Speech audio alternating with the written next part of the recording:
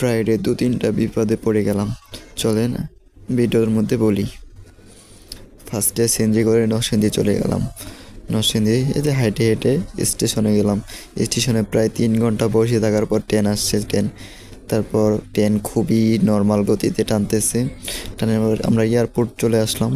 Airport থেকে বলছি বাস মামারে, ওরে বলছি আমারে ডাইরেক্ট বাসের টিকিট দিন, টাঙ্গাইল যাব।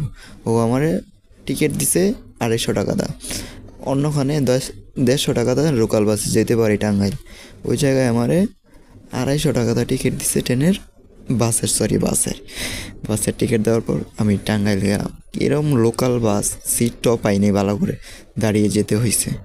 তারপর কষ্ট মষ্ট করে গেলাম। ওরে মন চাইছে আমার থাপড়াইতাম, কেন হ্যাঁ কথা বইলা আছে না, যে কথা বলছে ওই কথাই দিত, দেয়নি। এই একটা অবস্থা, কি বলবো ওদেরকে। শুক্রবারের দিন ফ্রাইডে, এই দিনে বের হলে প্রচুর ঝামেলা, লোডের মধ্যে জ্যামজট।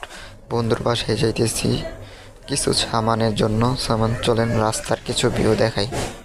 দেখতেছেন কেমন সুন্দর রাস্তা। আমার কাছে ওই দিকের টাঙ্গাইল এলাকাটা খুব ভালো লাগছে। পাহাড়ের ভিতর দিয়ে, গ্রামের ভিতর দিয়ে খুব সুন্দর রাস্তাঘাট।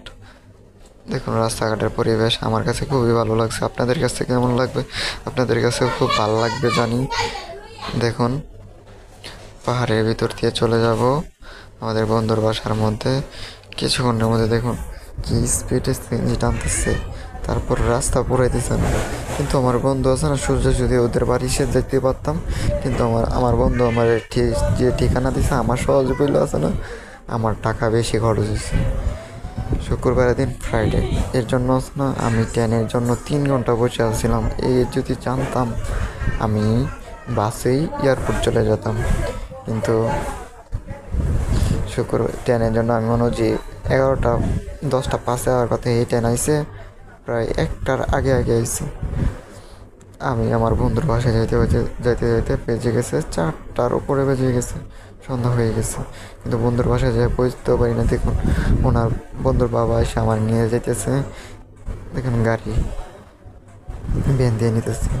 এখন আমি আবার ঢাকাতে ব্রেক করতেছি বাসার উদ্দেশ্যে। দেখুন কি জ্যাম, রাস্তার মধ্যে খুব বৃষ্টি হচ্ছে।